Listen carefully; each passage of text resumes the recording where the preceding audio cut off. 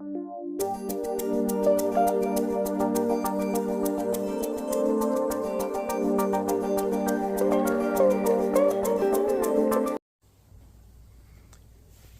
right, I am overdue on some updates, but I haven't been able to decide exactly how to approach the next couple topics, and finally decided I'm going to have to just kind of do it all as one video.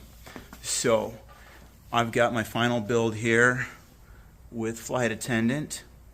I've been riding that for about 2 weeks. I got the first frame set that I put together.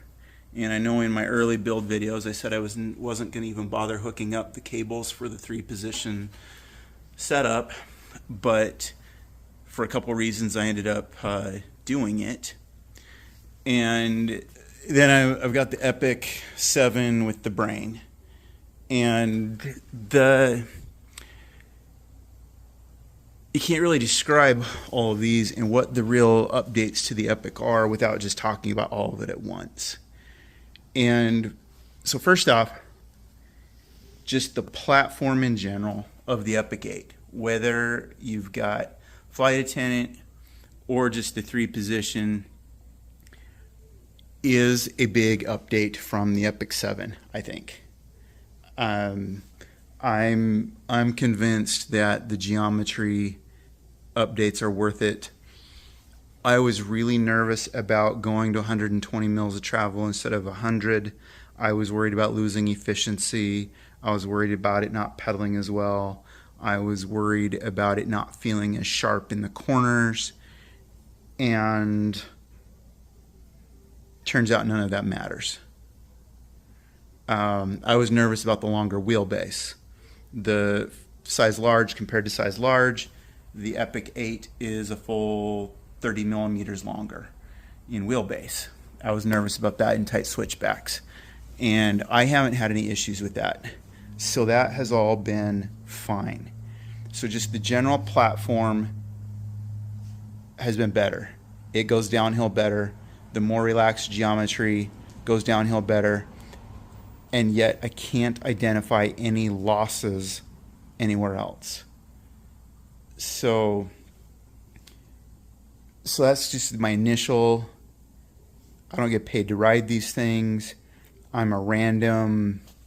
I race my local races. I've had my successes. I've finished okay at things. I've gone sub 9 at Leadville, but I'm not winning Leadville. I currently bounce between about 4 and 4.5 watts per kilo, depending on training and where I'm at there. So just set level of what kind of a rider I am. Fast enough to be fast, knowledgeable enough about suspension to be able to appreciate what's good and what's not, but I'm not winning any pro races. So first off, let's talk about just going to the 3-position setup. So with the Sid Ultimate and the Sid Lux Ultimate, with the 3-position twist lock, your big gain is getting that middle pedal position. And so in general, you're going to spend a lot of time there. But there's a lot of mountain biking also. It's just like it's either up or down. So going up, you lock it. Going down, you open it. And you don't need that in between. So it really it depends on the course and what you're doing. But having all 3 positions really makes it so that you can be different than the 7. The 7 had to be efficient because of the way the brain suspension worked. You couldn't give up a lot in the frame design or the geometry because of suspension limitations. Where by having all 3 positions, you can go full open, have everything pretty soft, and just let it absolutely rock downhill. But then you need a little more efficiency. You go to the middle position, you come over here, you twist your grip to the pedal position, and you can cruise around. You need to go downhill, you open it up, you're going to climb for a while, you hit the lock, and you've got all three. And so it allows you, the frame designers, to get away with a little more than what you could do on the Epic 7. And the suspension on this wasn't bad. I actually really liked it compared to my prior cross-country race bike that was a Giant Anthem Advanced. This was a big step forward in both efficiency and downhill performance, I felt like, compared to that bike. But now going from that to this, way more capability on the downhill with this while not losing anything uphill.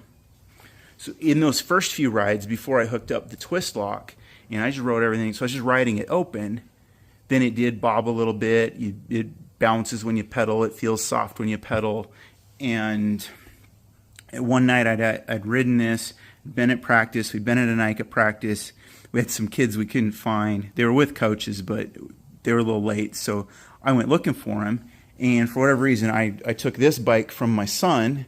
It was, the bike I'd been on for years, last 3 years, 3.5 in that ballpark. Jumped on this and immediately felt right at home. The efficiency was there, it pedaled better, and I was kind of thinking, I'm like, oh man, did I screw up with this bike? But so then I ended up deciding to hook up the 3-position twist lock. And all of a sudden I realized that's where it was at, was that you need those other positions, and then you get that efficiency that the brain gave, but when you turn it to go downhill, you gain so much more. And so you have every bit of the efficiency of the brain in the Epic 7, but with much better downhill performance, much better small bump compliance, and just much more plushness in general. Everybody likes that word, plush. But that's where it was at. That's when I really realized what they had done with the Epic 8. And with no weight penalty, they gained all of that. So that was step one. While I'm on the twist lock, I'll just cover a couple things. In one of my other videos, somebody commented they're wondering how the twist lock all worked. So you've got the remote here, twists 3 positions. I don't have it tightened down, but you tighten that down and you can twist this, open, pedal, and lock. So it just twists and you clicks from place to place. It comes with matching grips, so this short grip installed here, the long grip on the other side, and that gives the 3-position click. And the main question, if I understand, was how are they routing the cables into the frame, given that the S-Works Epic 8 does not have any ports on there. And it's that you use these routing holes into the head tube. So this side, the rear brake came through, dropped in, and then had internal routing down. And on this side, then the rear twist lock cable runs through there, routes through the top tube, and it comes out right in here and tightens down there. And the process of kind of getting that all set up and cut to length is a little bit fiddly, but it wasn't bad. But that's all done, and this setup is really good. If I had ridden this before I ordered Flight Attendant, with it all set up, I may not have ordered the Flight Attendant because I was really impressed at how good it was. Just in case anybody had questions, there is room for more than one cable through here. So if you were trying to run a mechanical system, you can get the rear brake line and a mechanical cable, XTR, whatever you want to do, or a mechanical SRAM Eagle. You can run that both through this side, down and out. It does have ports down here for a mechanical derailleur. And then on this side, you could do the twist lock cable and a mechanical dropper post. I had electronic dropper and I had electronic derailleur, so I just had rear brake cable running in and the twist lock. But that's how that is all set up, so that you don't have to have the cables running into here. Now, I personally think this was a solution that was just what wasn't necessarily a problem. The setups like this, where they route it into the head tube like this, I don't see any downside. And you then get sealed bearings here that I know this is going to keep out more gunk and grime than the setup on these, because this gap here is kind of big. You're gonna get stuff in there and into your bearings, and it just seems it looks cool, but I'm not sure that it's better in all practicality. But so let's move on to Flight Attendant. So Flight Attendant is next level. It's pretty good. I don't know what else to say about it now. You get all three of the positions. You get the open, pedal, and lock, but it's automatic. And automatic faster than what you can do with this. So while I said if I had ridden this already, I'm not sure I would have ordered Flight Attendant because I was so impressed with how good this was. Now that I've ridden Flight Attendant, I'm not sure I could go backwards because it is that good. But let's cover like a few things that it does and doesn't do. So on the Epic 7 with the brain, it has the adjustable platform. So you got 5 click positions here. Front and rear are both the same. It might have been 6 in the front, 5 in the front, 6 in the rear. I can't remember. But you can kind of adjust what they call the platform, which to some degree gives you almost the same effect as low speed compression adjust. So this kind of locks the platform, and then the internal inertia valve are what lock out the slow speed compression movements. So that's anything that the rider induces. So when you hit the brakes, the brake dive, it kind of gets rid of that. Or the bobbing from pedaling motion, it gets rid of that. Those are more the slow speed compression. High speed is when you're riding along, you hit a bump, ka-chunk, bump, fast, up, down. And so the platform adjust is what kind of gives you a little bit of low speed compression adjustment. And it just kind of sets up how firm that feels. So with it all the way open, you've got a little bit of give, a little bit of small bump, but then it'll hit the platform and stop at that point. And it works that way, kind of front and rear. It'll settle a little bit, but then you're still riding on this platform. Then it's not going to go past that point until you hit a big enough bump to open the inertia valve. So let's say you're out on the street, you're riding along, you're pedaling along, you can kind of stand and sprint, and you won't get much bob or anything like that. Then you just drive straight into a curb. The brain, in this case, the inertia valve, that gets popped out of the way, it opens, and it allows everything to compress. The fork will absorb that. You just ride straight into a curb. It's still going to compress that. It's not as plush as if you just rode an open mode suspension into a curb, but it does take that up and you get some squish with it. Where if you are riding on the brain and it's locked, and you just ride right into a curb, it really doesn't give much. but it instantly reacts and opens the rear shock. So by the time the rear shock hits that same curb, it opens, reacts, and then kind of triggers. But you don't get that initial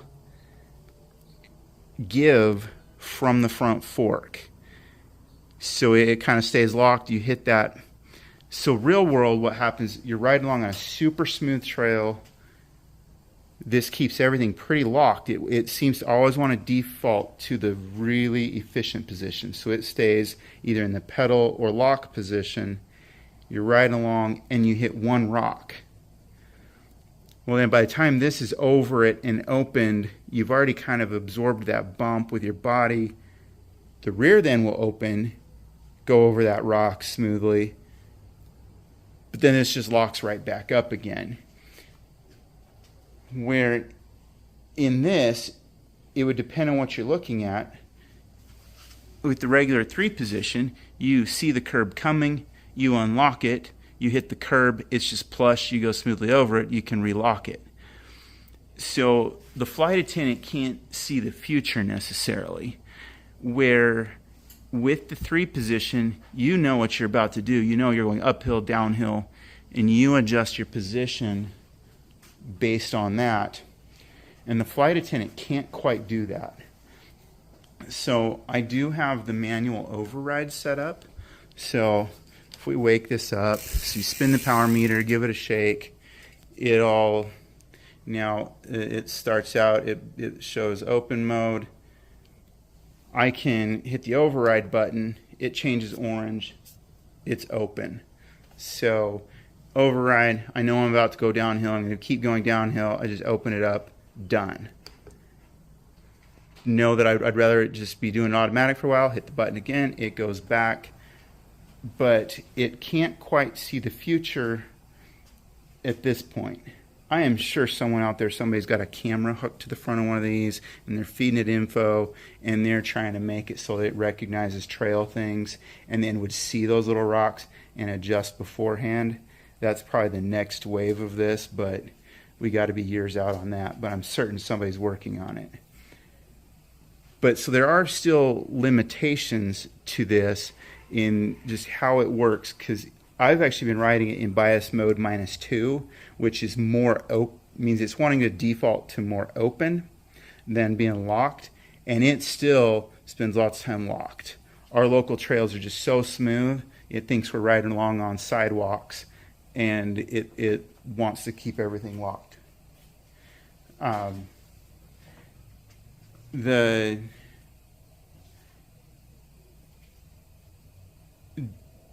So the downsides to that is if you sometimes you're in a trail, you're going downhill, it just wants to keep locking, and it's almost like mid-corner. You know, you've been kind of sinking in, you're using your travel, you're in the open position. When it's like, well, it's been smooth for a little bit, it locks up. Your suspension then suddenly doesn't react quite the same because it goes back to that firm mode. And so if you're headed down a downhill, even if it's fairly smooth, but you want that give from the suspension, you want to be able to sink into the corners, you want to be able to load the suspension, I like to override it to that open position.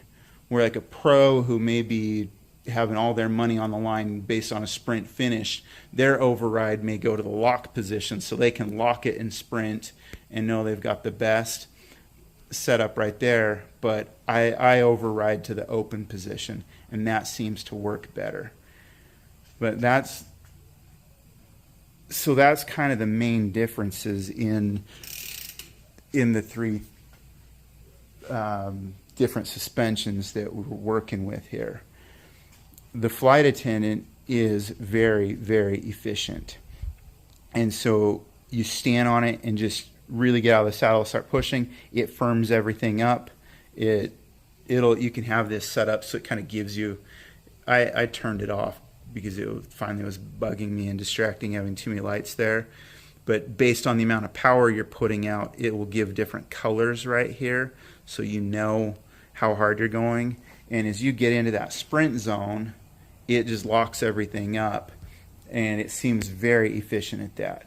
So that efficiency that I was losing when I went, from the brain to writing this one in the open mode, that all came back as soon as you either have the twist lock or have the flight attendant, which is locking it up automatically. And those things are really making it so that you gain that efficiency back that the brain gave while still getting much better downhill performance. So, and there are all sorts of combos. There are people who've already covered some of this stuff better. There are all sorts of combos of how you can set it up so your fork doesn't lock and will only do pedal or open mode. So it's like you've always got some suspension give. So if you don't want to end up in that situation, you're riding along, you hit the random rock, and you want it to give a little bit, you can set it so that it never goes to the lock position. But I haven't been able to go quite that far because I do like that efficiency, and I feel like it's just better to override it to the open mode.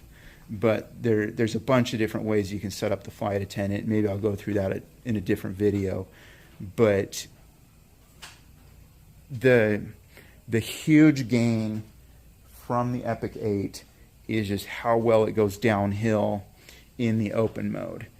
But because you have a pedal or a lock position with either of the two suspension options, it makes it so you can set up your open mode to be softer than you normally would, or softer than you could on the brain.